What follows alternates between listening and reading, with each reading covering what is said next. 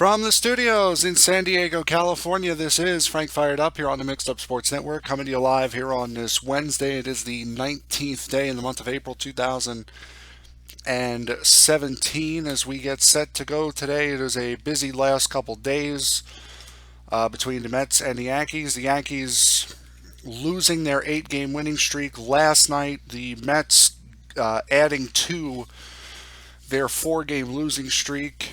Well, now 4-game losing streak. The Rangers winning last night. The Knicks still being a pain in the butt. And the suicide of Aaron Hernandez. But we'll begin today with the Mets and the Yankees. We'll start with the Mets. Because this 4-game losing streak that the Mets are on is an absolute disgrace. And it's not a disgrace because they're a better team. They shouldn't have lost these games. They really shouldn't have lost these games. It's a disgrace. Their bullpen has been so bad. Their hitting has been non existent. And as of last night, their defense was the problem. Forget about the fact that the Mets used 7 pitchers last night. 7. Wheeler, well, 8. Wheeler, Robles, Smoker, Salas, Blevins, Reed, Montero, and Gilmartin. They used 8 pitchers last night in a 10-inning game. And part of that is that Wheeler threw 99 pitches through 5 innings. That's definitely part of it. When you're going 3-2 on every single hitter, you're not going to last long in a game. And Wheeler did not last long last night. Fortunately for him, he doesn't get the loss. But still, you are not going to last long doing that. And he didn't. But last night, again, it was the defense that was the issue. And it all starts in the 8th inning on that 2-out pop-up by Jose Reyes. You could say it's d'Arnaud's fault for being in the way. You could say it's d'Arnaud's fault for probably spooking him. Whatever. That is a play that Reyes will that's a play that Reyes will admit every day and twice on Sunday that he should make, no problem. That is a play he should be making. And he didn't. And what that play does is that play cost the Mets 5 runs. One play, 1 out, cost the Mets 5 runs. How 5? Well, it's very simple. There were 2 outs in the 8th inning when that play happens. After that, 1 run comes in to tie the game, and then you give up the 4 in the 10th. There never should have been a 10th inning. The Mets should have went into the bottom of the 8th inning with that game tied, with that game well in hand at 2-1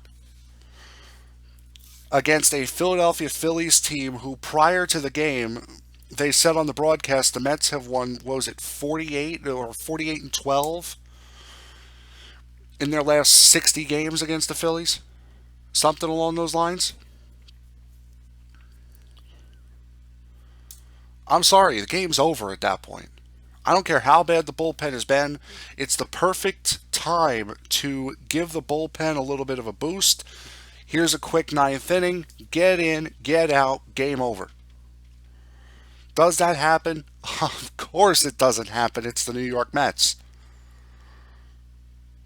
So instead of Reyes making that catch, 2-1, bottom of the 8th inning, now you're in a situation where you're tied 2-2, and you have to go into the 8th inning with the bottom of the lineup when you haven't gotten a hit, when you've gotten 1 hit since the 4th inning.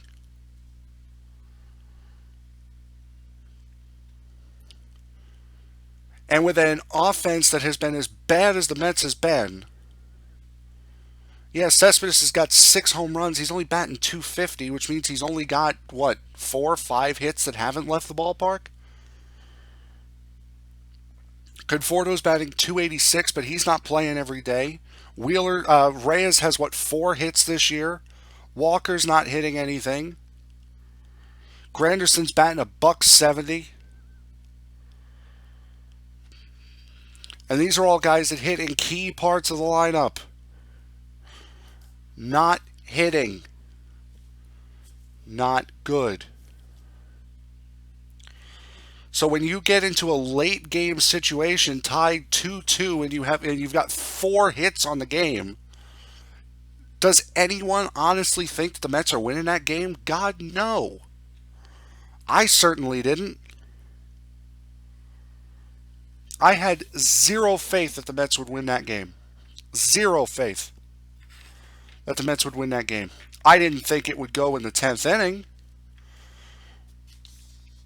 And just to go on that 10th inning, I'm sitting there watching Miguel Montero. I'm sitting there watching him give up hit after hit, sack fly, ball bounces off his leg, the big double that really ends the game. Lagares puts a beautiful throw on Travis d'Arnaud, which he can't handle, and of course, Lagares has to get the error. I'm sitting there watching Montero. I'm like, this guy was supposed to be on the fast track to a 2, maybe 3 position as a starter. But now this guy can't even hang in the major leagues. This kid was supposed to be so much more, and he has not grown at all over the last 3 years. Has not. And is that depressing? Yes, it is very depressing. That he hasn't developed into what the Mets thought he would be.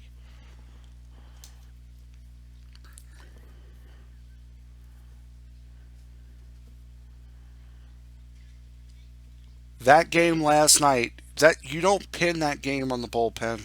You really don't. You pin that game on Reyes. If Reyes makes that catch like he's supposed to, the game is over in 9. The Mets win. But instead, now you're 7-7 when you could, very, very well could be 11-3. This team could be 11-3 right now because there is no reason why they lost Friday, Saturday, Sunday, and last night. And then Gary Cohen says something on the broadcast that confused me so much. Cohen goes on the broadcast and says, this is why the Mets need Familia back. You can really see how much the Mets miss Familia. Okay, let's stick Familia in the game last night. Familia's your closer, so he's coming in the 9th inning. Let's stick him in the game last night. It's tied 2-2. What's Familia going to do? Get you to the 10th? Well, the Mets got to the 10th.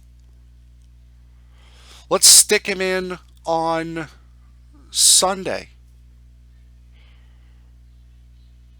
Game's tied 2-2 going into the bottom of the 9th inning. How does he help? He can't help you win that game. Stick him in the 9th inning on Saturday. You gave up 3 runs in the 8th. Now you're down 5-4. He's not helping you in that game either.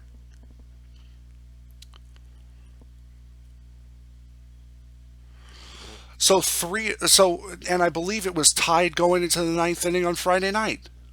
So how does he help you win that game? These last 4 games, this entire losing streak, oh, this is why they need Familia back. The Mets could not have won with Familia in any of those games. They were either down or tied going into the 9th inning. He can't save those games.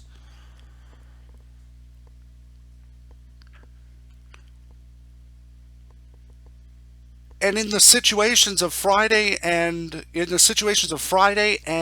Sunday, he's coming in whenever, if the Mets do get the lead in extra innings. He's not coming in the 9th inning in those games. They're tied. You got to wait for the Mets to take the lead before you bring him in. Last night, he pitches the 9th inning. You're tied. He can only get a win.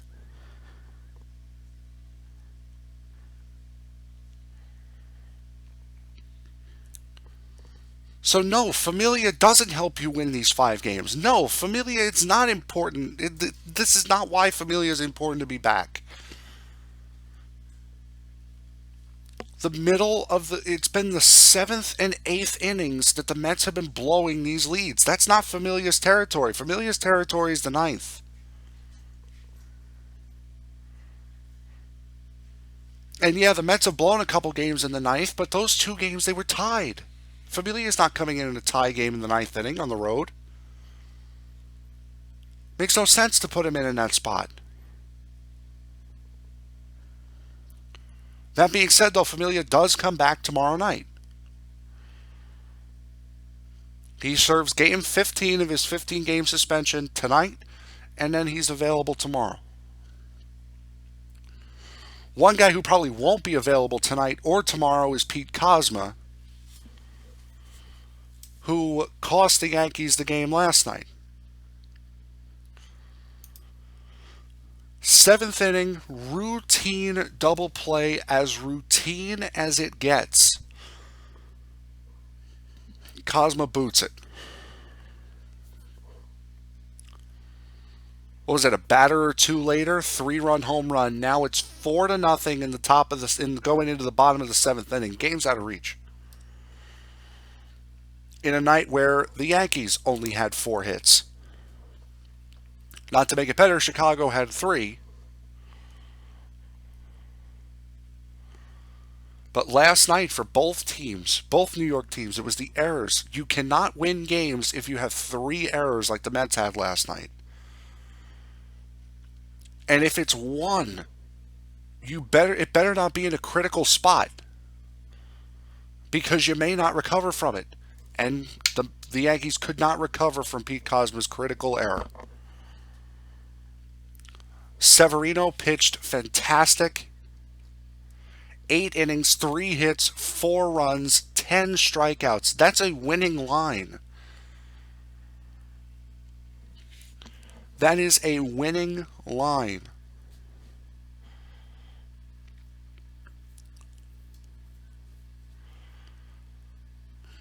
The only bad part about that is Gonzalez pitched 8 1/3, 4 hits, 1 run. So you saw a pitcher's duel in the Bronx last night. And it's nice to see. Again, this is not a Yankee team that you were expecting to go on an 8-game winning streak in the middle of April. Sitting now tied for first place with Baltimore, who's played 2 games less than you have, and Boston, who have the same record as you at 9-5. Not saying that you would have expected this Yankee team to be as bad as Toronto, who's 2-11, but you would have expected them to be somewhere around San Diego, which is 5-10. This Yankee team so far has really outperformed any expectations that they were given, and it's only the middle of April. Which is great news if they can keep this up. They've had great pitching from Pineda. They've had great pitching from Severino. Tanaka pitches tonight, which will get you the lineups in a minute.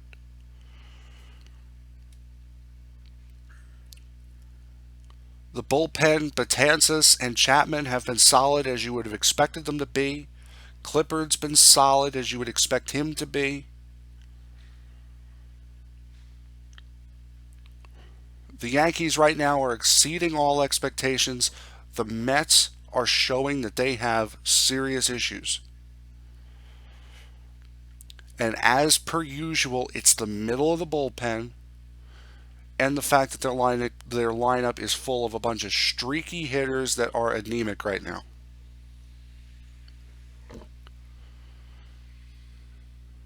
Meanwhile, the Yankees keep just chugging along. Which really at this point is all you can ask of the Yankees. Just chug right along. So we get you the lineups tonight.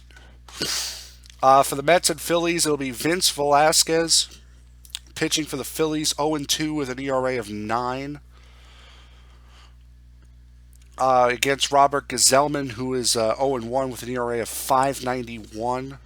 Now, he has not been pitching well in his first two starts this year, but apparently Dan Warthen knows what the problem is. So over the last 6 days, they've been working to correct that, and we'll see if that really was the problem tonight. For the Phillies, it'll be Cesar Hernandez, Aaron Altair, Odubel Herrera, Maikel Franco, Michael Saunders, who really killed the Mets last night, Tommy Joseph, Cameron Rupp, Freddie Galvis, and then Vince Velasquez. For the Mets, it'll be Granderson, Cabrera, Cespedes, Bruce Walker, Duda, Reyes, Darno, and Gazelman. For the White Sox tonight, Dylan Covey will be going tonight, 0-0 with a 1.69 ERA. Covey, a Rule 5 draft pick, made his major league debut against the Twins just 5 days ago. Gave up a hit, a walk. A hit and a walk in his first two batters, then settled down and pitched through 6. He will go up against Masahiro Tanaka, who is 1-1 with an ERA at 8.36 and 13 strikeouts. A lineup tonight for the White Sox will be Tyler Saldino, Tim Anderson, Melky Cabrera, Jose Abreu, Avisal Garcia, Cody Ashe, Yolmer Sanchez, Omar Narvaez, and Lurie Garcia. For the Yankees tonight, it'll be Gardner, Headley, Holiday, Ellsbury, Castro, Judge, Bird, Romney, and Torreyes. Torreyes will be playing short, as I'm sure Pete Kozma has seen his last days in a Yankee uniform.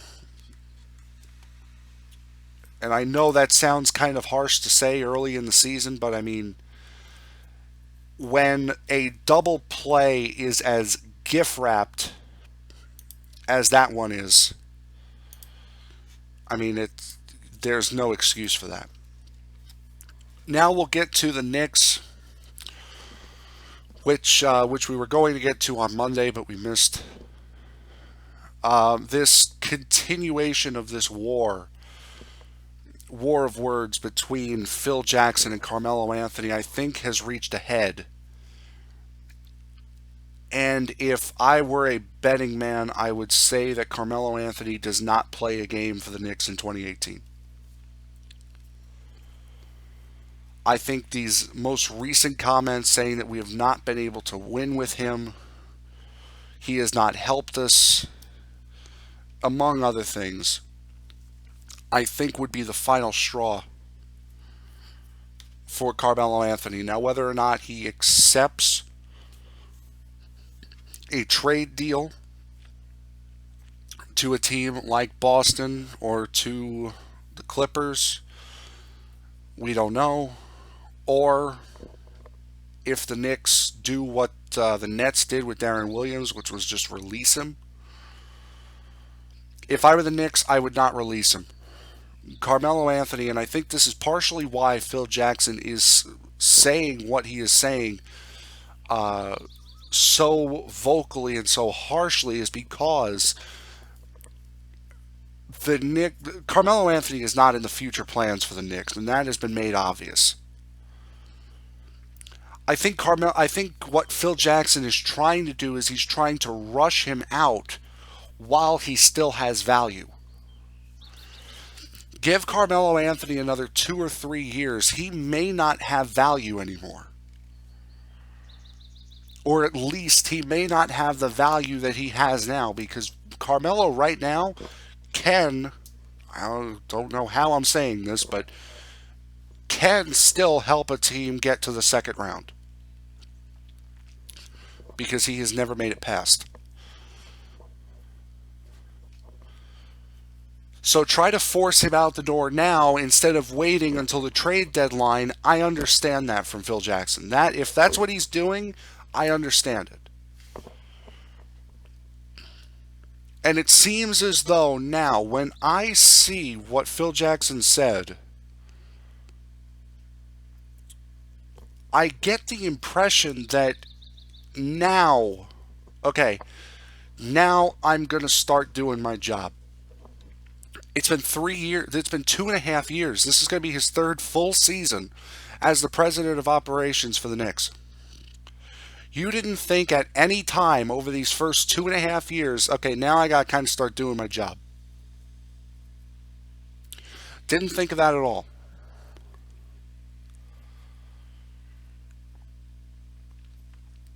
As if he used those first 2.5 years as an evaluation period for this team. You get an evaluation done at the end of that first half of season. And if you're using it as an evaluation period, why are you signing Derrick Rose? Why are you signing Joakim Noah to a contract that was so disgusting? No other team will ever take that contract off your hands. So Noah's here for 2 or 3 more years. That's just fact. You want to make sure Carmelo Anthony comes back, so you give him a big contract. That's fine. You don't want to let him walk in free agency, so you can get something back for him. I understand that. You don't give him a no trade clause. Otherwise, this happens. He has made boneheaded decision after boneheaded decision, and the feeling that I get from what that press conference, other than he wants Carmelo Anthony out, is that okay, now I'm going to start building this team that can win. Now, after 2.5 years, now you're deciding, okay, now I kind of got to build this team. Are you kidding me? 2.5 years later, now all of a sudden I want to try. The entire New York Knicks fan base wants you gone. You're trying to run practices. You're trying to put your own coaching mentality in. Meanwhile, you have a head coach sitting there going, well, what the hell am I doing here if he's going to coach? Like Francisca said on Monday, either give him a whistle or tell him to hit the bricks. Because if I'm Jeff Hornacek, I'm sitting here going, why am I here? If he's going to be at my practices, and if he is going to be trying to teach these players the triangle, while I'm trying to put my coaching philosophy in, what am I doing here?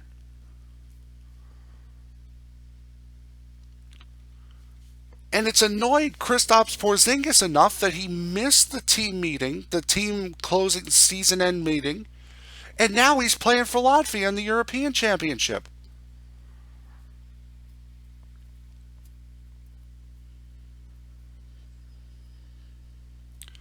You almost want to say, get rid of the kid so at least he has a chance.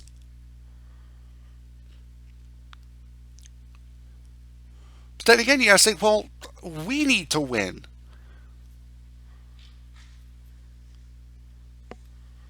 I don't blame Porzingis for missing that meeting at all. Good, show you're upset. Don't just sit there and go, well, we're not executing, we're not doing this. We got other issues going on. It ain't just no. Show you're upset. Show it, and he's doing that, and I love it.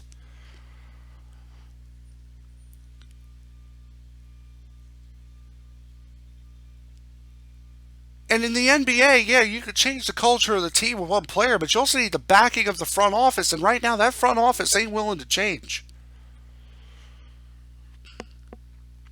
It's an absolute disgrace as to what this team has become.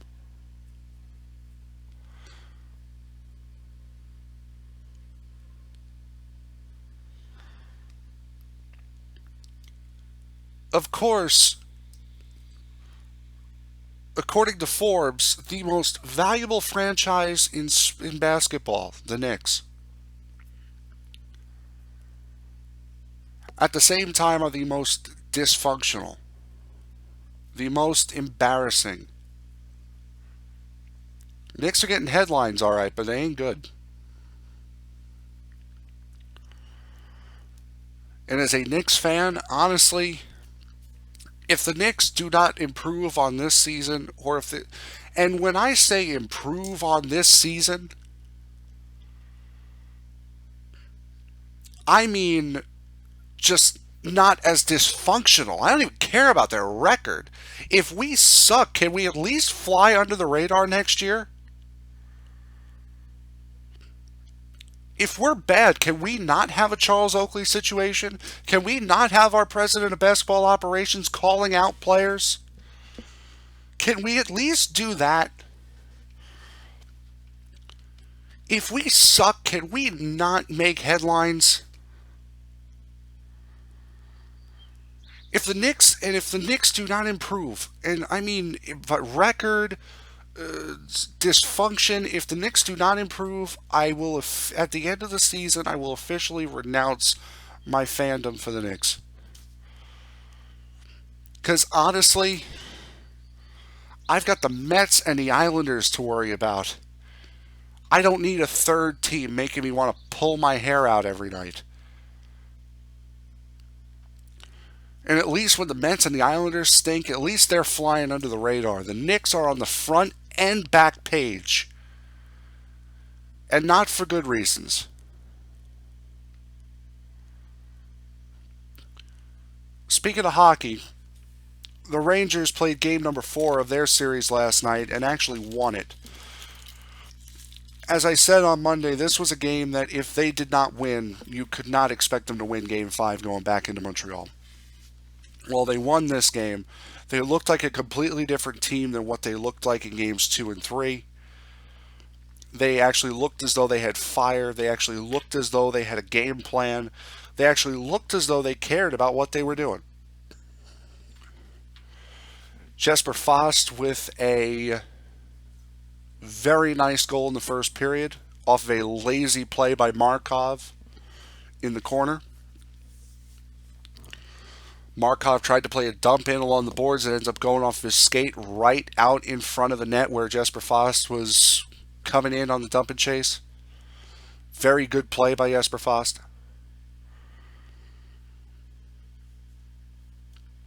The goal by Torrey Mitchell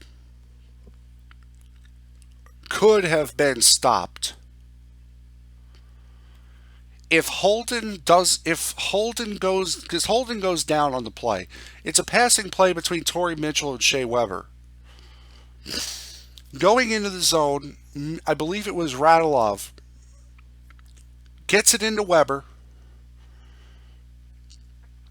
Weber then goes cross ice to Mitchell. But on the no, actually, it was Radulov. It was Radulov to Mitchell, Mitchell to Weber, and then Weber back to Mitchell.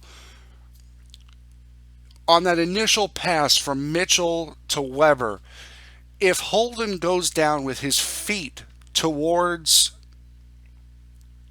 Lundqvist instead of his butt,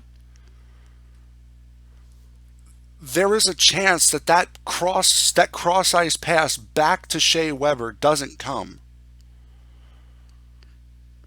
Because instead of falling trying to cut off the passing lane by falling the length of the ice, he ends up falling the width of the ice as if he tripped over his own feet. And if he falls going the length of the ice instead of the width of the ice, he may cut that passing lane off. Weber's a good enough passer. He may have gotten it over him, but at least they would have had a better shot at getting of cutting that play down if he would have fallen the length of the ice and not the width. Rick Nash gets a dirty goal. Beautiful pass from McDonough down low, and then Nash just charges at the net from the goal line. Both goals against Carey Price go through the 5-hole. And both of them were up close, in your face goals. Beautiful, dirty area goals. Lundqvist makes a couple of key saves at the end of the second and throughout the third. Rangers keep the pressure on in a game that you can appreciate the officials staying out of a game, but there's a point where you have to jump in. There's a point where you have to blow whistles. Both teams at one point had 6 men on the ice, slashing penalties galore, checking from behind. You had a couple of slew footing incidences. You can appreciate officials that do not that keep the whistle in their pockets and let the players play. But there is a point where you have to say, you know what? That was a little over the top. McDonough got fed up with it last night, and good for him. Zibanejad actually hit somebody instead of getting hit. So you can start to see the Rangers turning a corner in this game. And if they can keep this up, this is the kind of game that I believe Jerry Recco said it this morning. This is the kind of game that you realize, okay, Alain Vigneault has not lost this team. They are still listening to him. They do still believe in him. So this is not a situation of has the coach lost the locker room? No, because they played completely differently Monday night, last night, as they did on Sunday. You could tell they are still listening to Vigneault. And if they keep listening to Vigneault, that could be the spark that the Rangers need to get into the second round.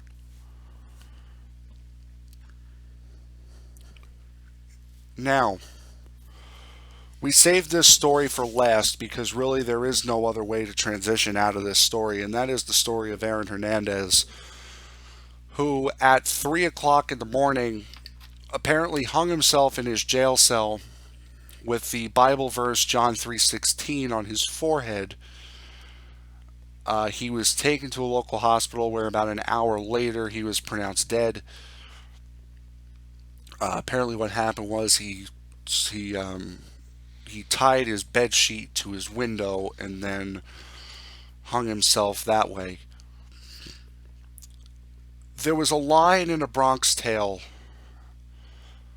that Sonny, the main mob boss, told the main character, and he said, "The saddest thing in life is wasted talent." And that is exactly what this was. It is a case of wasted talent, nothing much else. This is a guy who came off of a Super Bowl season and then went to jail for murder.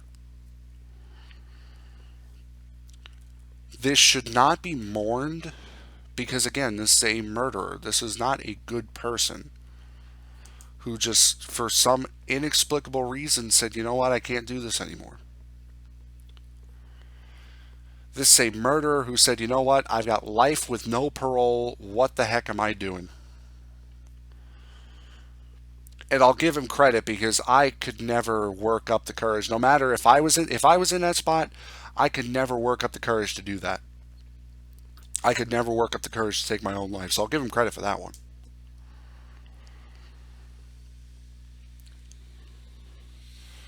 This guy goes from playing in a Super Bowl to prison for life. And the story of Aaron Hernandez should not be viewed as a good person that went down the wrong path. No, no, no, no. This should be viewed as a cautionary tale of do not make stupid off the field decisions that impact whether or not you can play on the field. Do not waste your talents because of something you did off the field. And that is exactly what happened to Aaron Hernandez. He did something off the field that took his ability to play on the field. And then last night, after what was it, last week, he was acquitted of a second murder charge. He was actually acquitted. He was found guilty of the first one, which is why he was serving life in prison with no parole. But he was acquitted of a second one last week.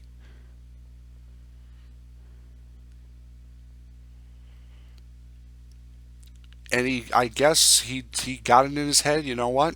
I'm done. I can't do this anymore. I'm not going to do this anymore.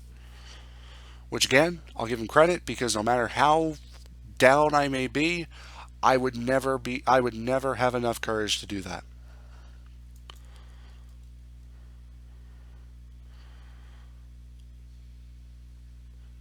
This is not a matter of a good person that went down a wrong path. This is not a matter of a good person who just couldn't handle it anymore. This is a story of wasted talent and how your decisions off the field can impact not just you on the field, but your entire life.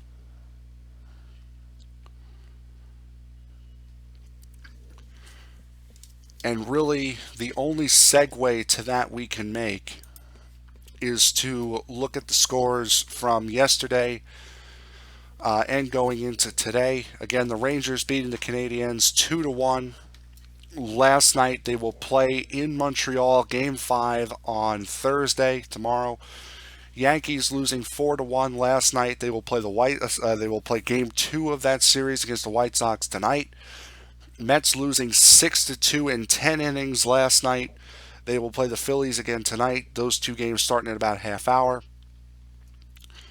And that will pretty much do it for the program today. I hope you all enjoyed, and I will see you guys tomorrow.